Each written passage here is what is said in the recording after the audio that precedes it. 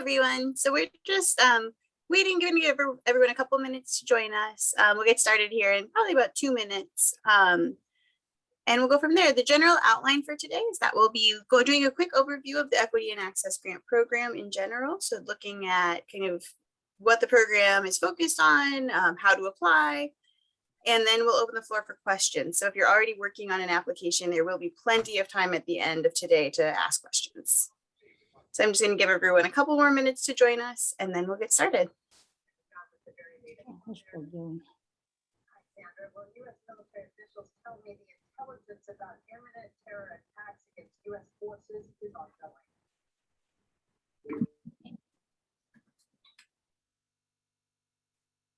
Virtually in real time.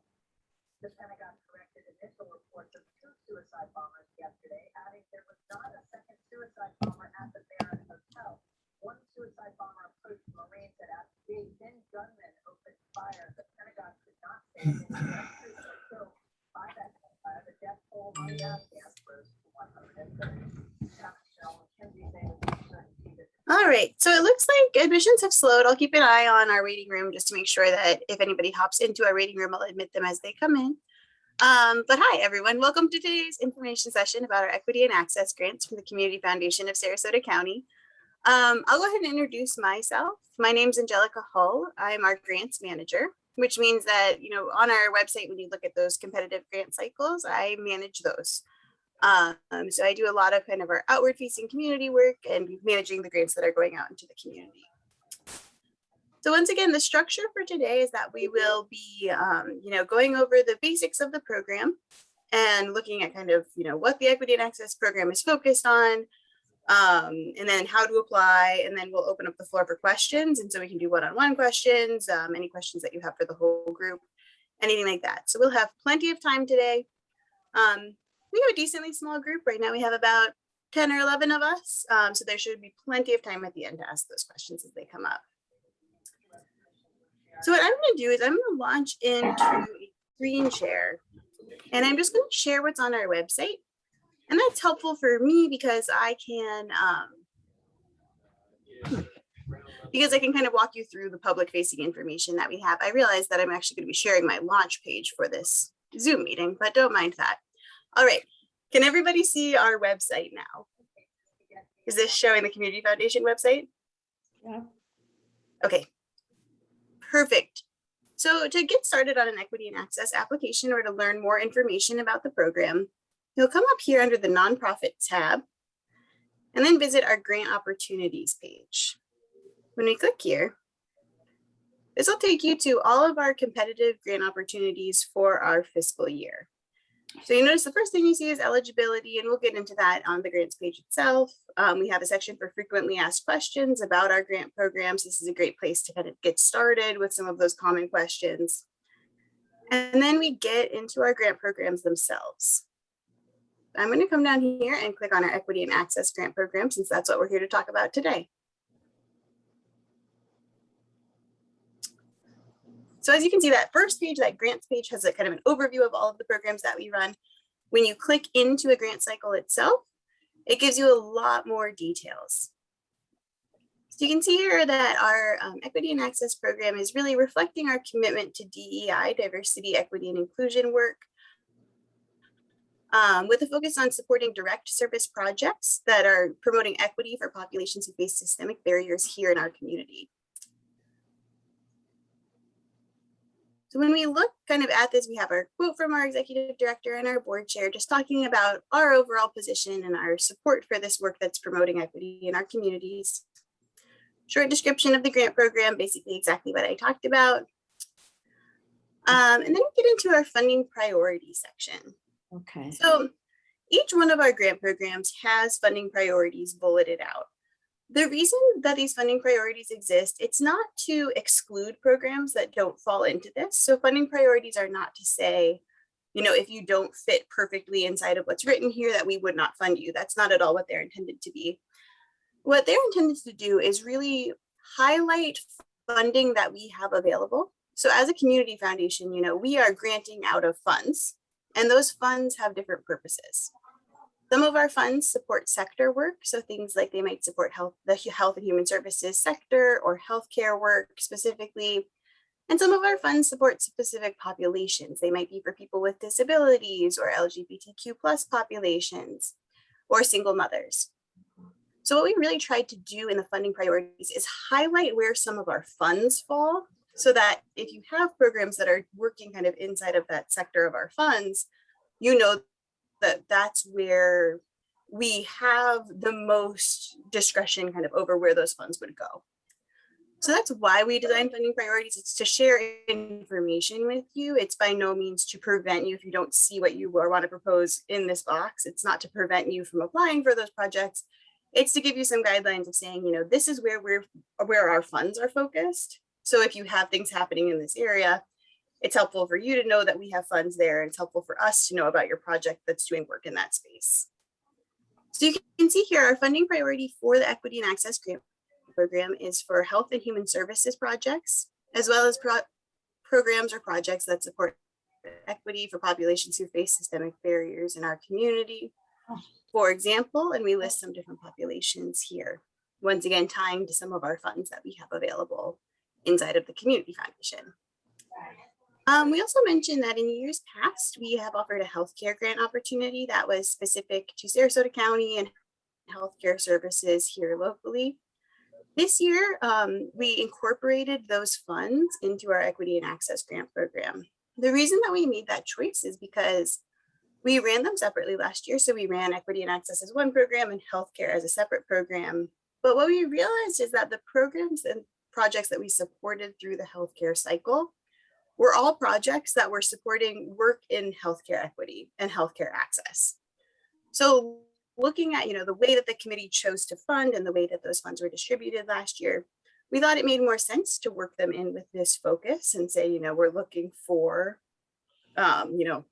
work in the healthcare space that promotes equity. So we just shifted the lens a little bit and incorporated those funds into this program for this year. Somebody, Magali will take it from you. Scrolling down a little bit further on this page, you can see our eligibility for the grant program. Organizations can receive up to $30,000 through an Equity and Access grant within a 1-year period. So if you applied last year and received a grant last year, feel free to reach out to me with questions about that. But typically we would be funding up to $30,000 per year. The main reason for that is because we have, roughly 800 nonprofits in our service area of Sarasota, Manatee, Charlotte, and DeSoto counties. We want to make sure that we are keeping this opportunity open to as many of those nonprofits as we can. And part of that is not granting over 30,000 in that 1 year, so that there's more opportunity for other nonprofits to be supported as well. Then we look at our general eligibility requirements, and these are consistent across all of our grant cycles. So the first thing that organizations need is to be a 501c3 public charity. And that is a big thing for us. It's a legal requirement for us because we hold charitable funds here at the Community Foundation, which means that we need to give those funds to charitable purposes. So we need to be able to see that you are a charitable organization for us to grant to you. We, as a community foundation, also only make grants within our service area. So as I mentioned before, that's the 4-county area of Sarasota, Manatee, Charlotte, and DeSoto counties. And then finally, we ask that you have an updated profile in the Giving Partner, which is a powerful, searchable database of over 700 local nonprofits. I'm sure most of you are familiar with the Giving Partner. I'm happy to answer questions there as we need to. But that's one thing, the Giving Partner is a really powerful tool for us to learn more about your organization. It's something that we share with our grant committee members as they review your application. It's something that we share with our donors. And it's a valuable tool for us to learn more about your organization and how your organization is working. So that's a big piece of it too. So if you are looking at applying to this program, either now or in a future cycle, make sure you hop on over to the Giving Partner and check your profile there to make sure that it is up to date. It is showing that approved/current status. And if you need to make any updates, our team is happy to work with you to get those done. And then finally, our application and review process. So this year, our equity and access grant opportunity is available in 2 different cycles. The first cycle is open now, closing next Friday. So one of the reasons for this information session being this week is that if you've started an application or you're thinking about getting one in, this is a great time to ask those kind of final questions, last minute questions. And I'm happy to kind of walk through those since we know we are 1 week from that first deadline. And then if you apply in this first cycle, we'll notify you by mid-October. And then our second cycle will open up over the holidays. It'll open in early December and close in late January. We have the application open a little bit longer for this second cycle, mainly because the holidays fall in the middle. So we wanted to make sure to respect your time and give you plenty of time to prepare an application and get that in. And if you apply in that second cycle, we'll notify you of your status by March 4th, 2022. So you'll notice that in here, we've built about a 6-week window between the time that an application closes and the time that we let you know our decision. I want to walk you through what that process looks like on our end, because I want you to know that, we're not trying to sit on those applications any longer than we need to. We want to get those funds out the door too. We just want to make sure that we're also able to make an informed choice. So looking at what happens after an application closes. So let's take this first cycle, for example. So next Friday, the application will close. We'll keep it open until midnight. We won't do anything with it over the weekend. That's typically, our family time, our time to be out of the office. Coming back that first week, the first thing that we'll do is a initial check of the applications. So we'll look through the applications. We'll make sure they fit the qualifications of the grant program, look at the very basics that we said here. We want to make sure that you're a public charity. We want to make sure you're serving our area. And we want to make sure that your giving partner profile is up to date.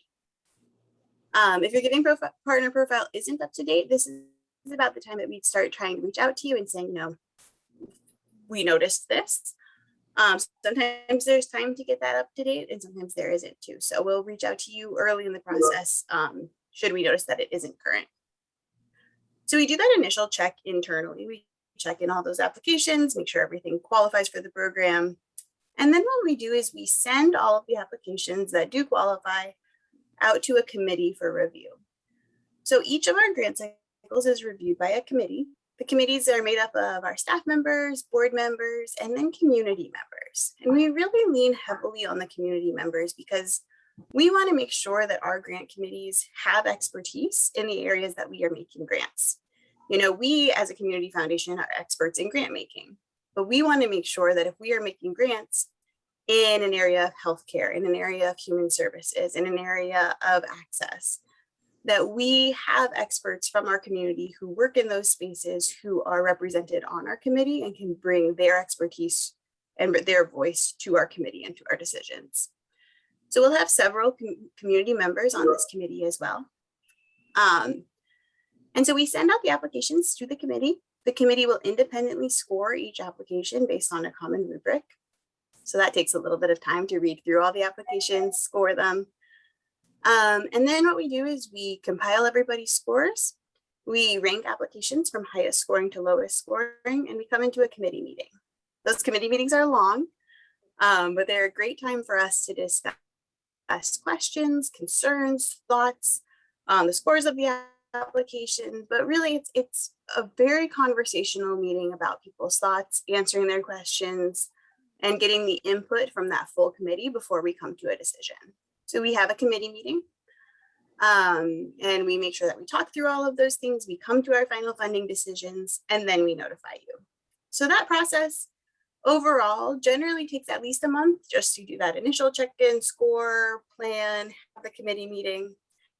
And then we have a little bit of extra time built in there as well, just in case we need to come back to you with questions or, if we need to kind of reevaluate those committee decisions over time. So we build in a little bit of extra time in there too, just to make sure we have enough time to do our jobs and can notify you when we say we will.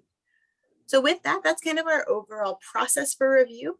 We will reach out to you over email to let you know of your application status, whether or not your project was funded, and if so, at what amount. If your project isn't funded, we also always extend the opportunity to do a one-on-one meeting with me or phone call with me to talk through, what we saw as the pros of your project, questions that the committee had, concerns the committee had.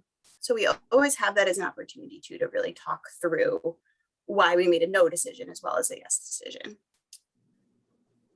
So with all of that information, if you're ready to get started on an application, you could click the Apply Now button. This will take you into our grants, our online grants platform. So you'll create a username and a password, and that way you can go back in and modify your grant application as you're working on it at different times. If you're not ready to start an application quite yet, or if you want to prepare it ahead of time, you can click the Preview Application button. This will pull up a PDF of the application itself. So it gives you the questions, general length guidelines for the questions, and you can look at those, and you can prepare your application in something like a Word document ahead of time.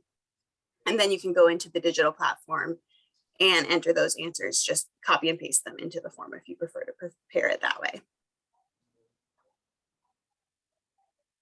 So with that, I'm going to stop my screen share and open up the floor for questions.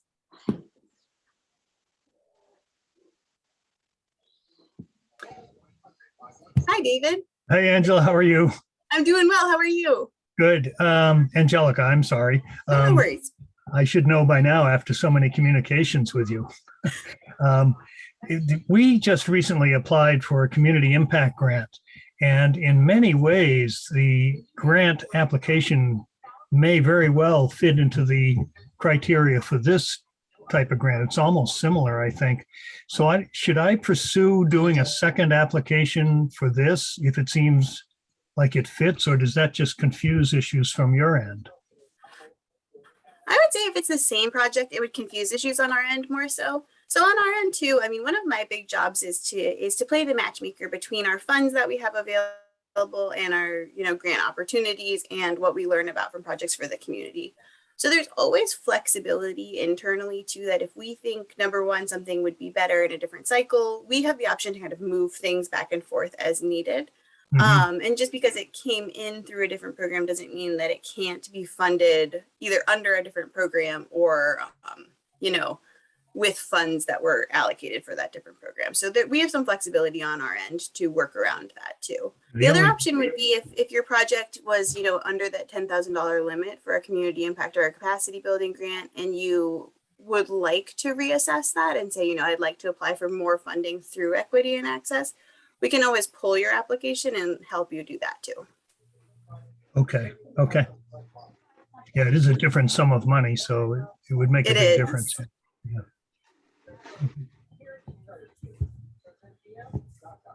Yes, Carol. After you go through the whole process, how soon do you get the money, and how is the money distributed, in a lump sum or over the year? Or yeah, so after you get the notification, it'll normally be within 2 weeks. You'll receive the check from us. We normally print it within a week. It just always depends on USPS and when it reaches you for that second week. So we always warn people it could be up to 2 weeks. And you'll get the check as a lump sum. So it'll come through all at once. You might also, so I mentioned that these grants are coming out of, multiple different funds on our end. So you might also receive something that looks like 3 different checks for if you applied for $10,000, it could be a $2,000, a $6,000, and another $2,000 check. If you get it that way, it just means that they're coming out of different funds on our end. So you'll see that different funds are acknowledged on those 3 checks. It doesn't impact the way you need to expend that money. It just means that on our end, we're pulling from different purposes and different funds as we make those grants. okay, thank you. And if you do get them that way too, you'll see written in the grant purpose, it'll say, grant 1 of 3 totaling $10,000, just so it's a little bit less confusing when those come in.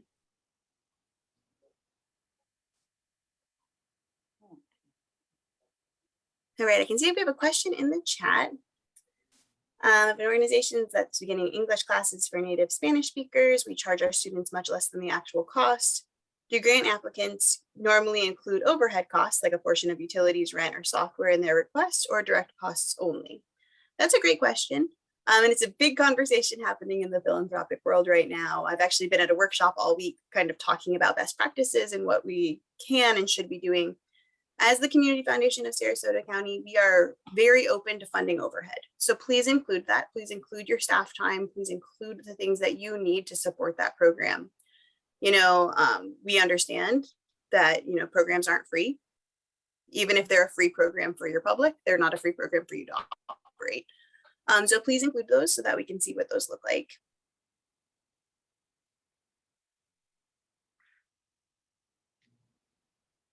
Yes, again, Carol. Is rent considered in funding overhead? It can be, yeah. And I think the most important thing for overhead is, I'll be in these meetings, so I'm happy to be a voice for you all as nonprofits to explain the importance of overhead costs. I come from a nonprofit background. I know that these are not free programs to operate, but it's really helpful for us if there's some type of justification of the amount of the rent. So, if you're applying for a program that serves 10% of the population you regularly serve, but you apply for the full amount of rent for the full year, that's going to look off to us. We're going to see that and be like, well, why would we cover all of the rent if this is hitting 10% of their clientele? So we might want to see something that says, because this is, 10% of our overall operations, we're asking for 10% of overall operating costs. And that's what these look like. So that type of thing is really helpful for the committee, just to show that, you're taking into account to what this would actually be impacting programmatically and then incorporating that into your operating costs.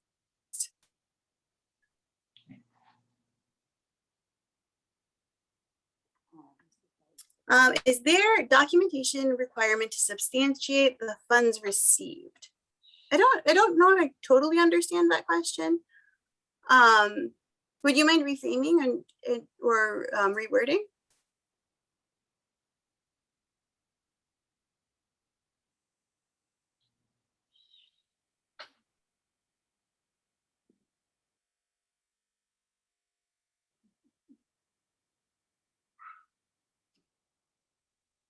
Angelica, may I ask a question? Yes, of course. Good to see you. We got a healthcare initiative grant in June, and I'm just clarifying, it sounds like those types of grants are now under this category. And so we probably shouldn't consider reapplying until next year. Is that correct? So what I would say is I wouldn't apply for the same program. So in that situation, we make adjustments. We want to be flexible with you and, be as open with you as possible. I would say I wouldn't reapply for that same program this year because, it was funded already. We won't have the grant report. We won't have the information back as to what those funds were able to accomplish. So we probably wouldn't support them again in that same project. If there's a different project or kind of a different approach that you'd want to take, I think we could talk through that. Yeah, I didn't even know about the equity and access grant till this morning when a new nonprofit that we're talking with said, hey, have you applied? Like, no, don't know anything about it. So it definitely would be a new program, but we want to honor, the intent of it. So. Yeah, absolutely. And we can always talk more in depth about that too, if you wanted to have a phone call or something to talk about the specifics. Great, thank you.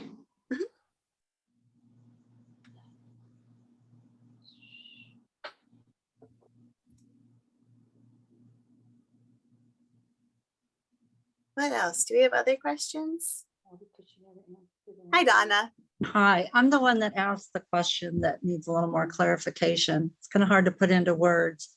I'm relatively new to the grant process. So in this scope, is there any sort of documentation to substantiate the funds that we're requesting once we've received them? In other So words, we will ask for a grant report at the end of the year. Okay. So, we'll have you report on, what did the money go to? We want to see kind of line items of where that money went. Right. It's not as far as saying like we need the contracts of the people who are on that, Gotcha. Excel spreadsheet, but we Okay. do want to see where those funds went. And then there'll be some other things in the grant report too. And this is actually a really good segue into grant reporting. So thank you, Donna. So in our grant reports, one of the things that we do is we pull from questions in the application themselves. So when you go through the application, it'll ask Right. you, how are you going to measure the impact of this program?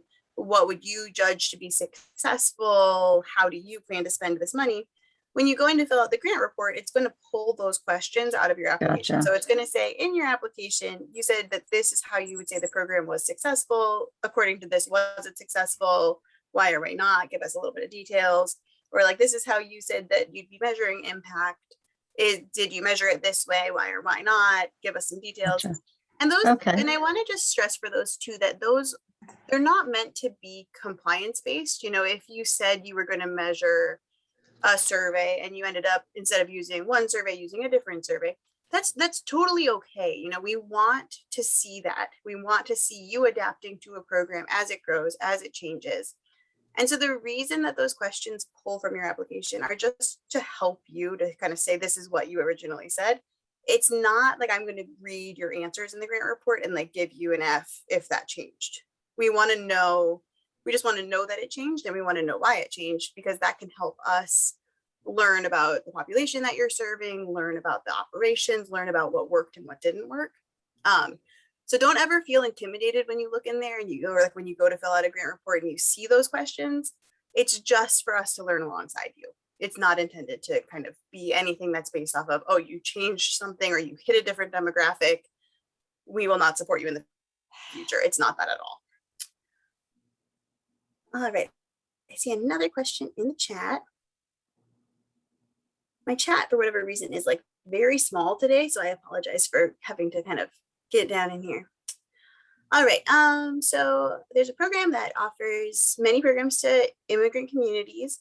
Are there specific types of programs for immigrants more likely to receive funding, language classes for adults or for children, arts education? That's a complicated question. I would say there's not specifically one type of class that is more likely to receive funding.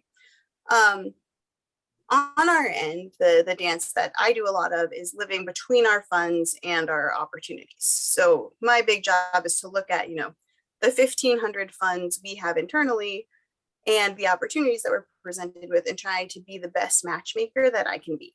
So if we have funds that are dedicated to, you know, arts education, we have funds for children, we have funds for adults, we have funds for single parents, we have funds for a lot of things. And so it would really just depend on looking back and forth and kind of saying, you know, there would be it sounds like a lot of things you listed here are great opportunities for us, and some that we do have specific funding sources for. So I wouldn't say that one of those stands out as a dramatically better opportunity. I think a lot of it, and a lot of it's hard because not all of our funds are public facing. So I mean, I can't really give you a list of all of them, because also they all have their own stipulations and their own requirements and their own things that they're looking for. And that would be incredibly overwhelming.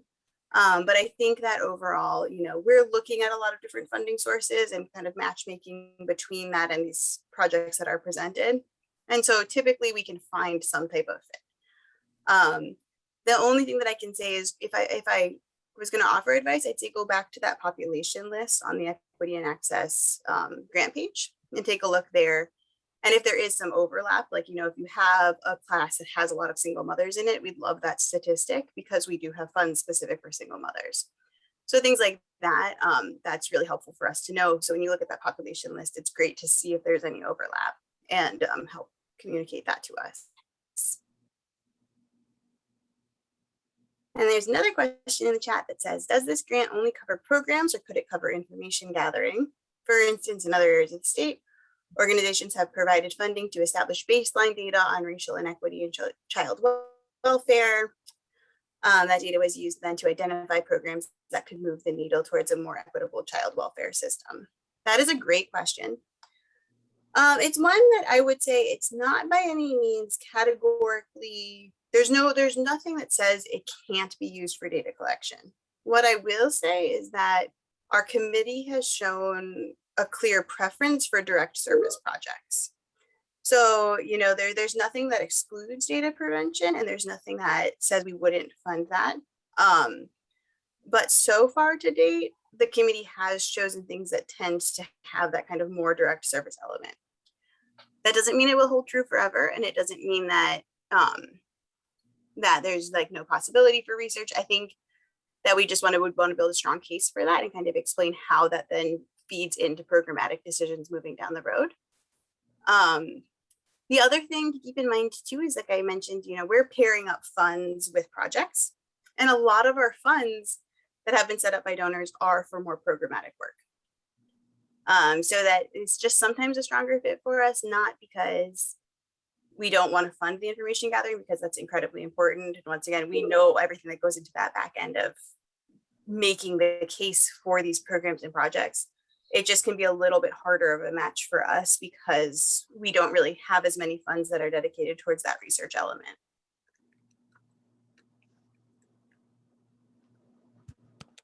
But the other thing I didn't mention is, I keep mentioning that we're playing this matchmaker between funds and projects. We also have funds that are, minimally restricted or unrestricted. So sometimes projects that don't fall into any of our specific funds, we can reach into that pool of funding that doesn't have that type of stringent requirement on it to still support a project. So that is always an option too, and it's something that's also on the table.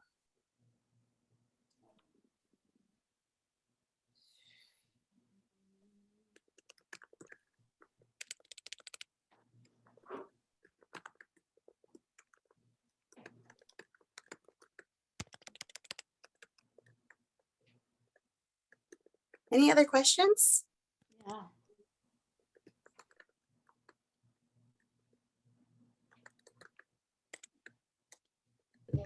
Yes, David. Could you show us a copy of the application, or do you have time to do that? Or, So there's that copy on our website. There's that Yeah. PDF copy. Right.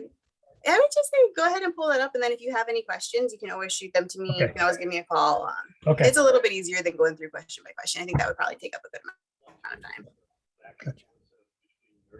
And I will say too, we have been really working towards streamlining our applications and keeping them short and sweet. We know you're busy, and we also know that we've already asked you to fill out a profile on the giving partner, and we know that that's time consuming. So on the grant application side, we're trying to keep it as short and simple as we can. If you ever come across a question that is, putting an undue burden on you, please tell me, because I want to hear that. I don't often get that feedback, but I would really, really like to know if something is confusing or it's really challenging for you to answer. Please reach out to me, because we have the ability to change those questions, and year to year, like we always shut down our applications in June, July, so that we can rework them and we can take that feedback that we've gotten over a year and apply that across the board to all of our grant applications. So as you're going through, please let me know if those things do come up. I can certainly vouch for that being the case. To everybody listening, she's wonderful at getting back to you about little details that you may not have any clue about, which is frequent in my case. Well, thank you.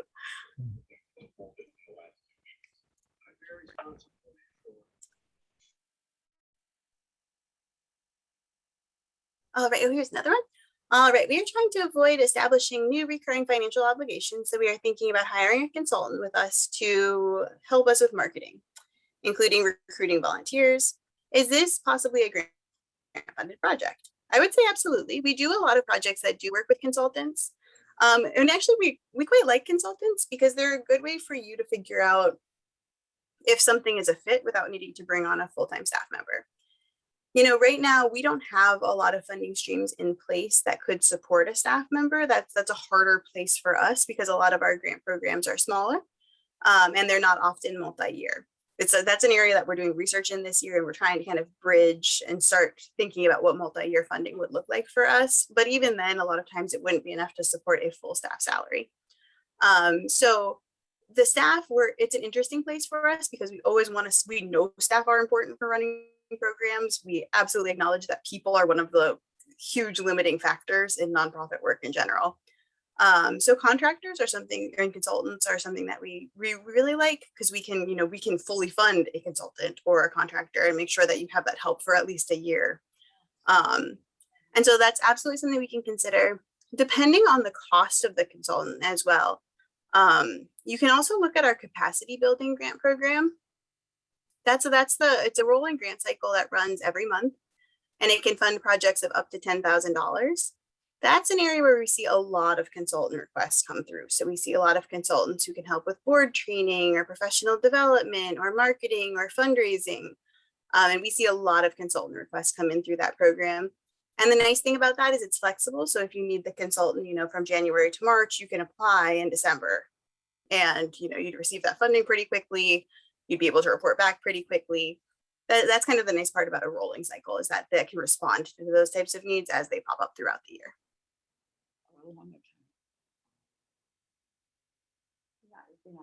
I'm sorry, what was the name of that one? It's called the capacity building grants. Okay, thank you. Yeah. Yeah, and that's a new one too. So, I mean, as you have probably seen if you've worked with us for a couple of years, we've done a lot of revamping of our grant opportunities. And so equity and access had its first year last year. Capacity building has had its first year last year, but the capacity building grant program is growing quite rapidly because people are starting to see that opportunity and knowing that they can reach out to us for that type of need. Well, this will be my very first grant I've ever written, so I expect to email you a lot. Perfect. Okay, thank you.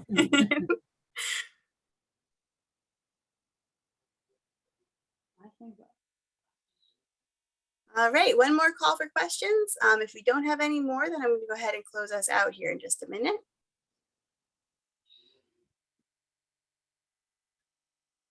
All right. So from here, we did record this info session. I'm sure it popped up when you got onto the Zoom call that it was recorded. We'll have it available on our YouTube channel if you want to look back at it at any point or share it with anybody else on your team. So it'll be publicly available there. And otherwise, if you have any questions, you can find my contact information right on our website on that grant page. Feel free to reach out. Email's the best for me. I'm working remotely right now, so it's just a little bit faster for me. If you call me, you're calling my desk phone, so I'll get it as a voicemail and return it back to you, but email's just a little bit more direct and faster. And other than that, thank you so much for joining today. I really appreciate you all being here. And like I said, don't hesitate to reach out if other questions come up along the way. Have a wonderful rest of your afternoon, everyone. Thank you. Okay, as usual. Bye. Bye.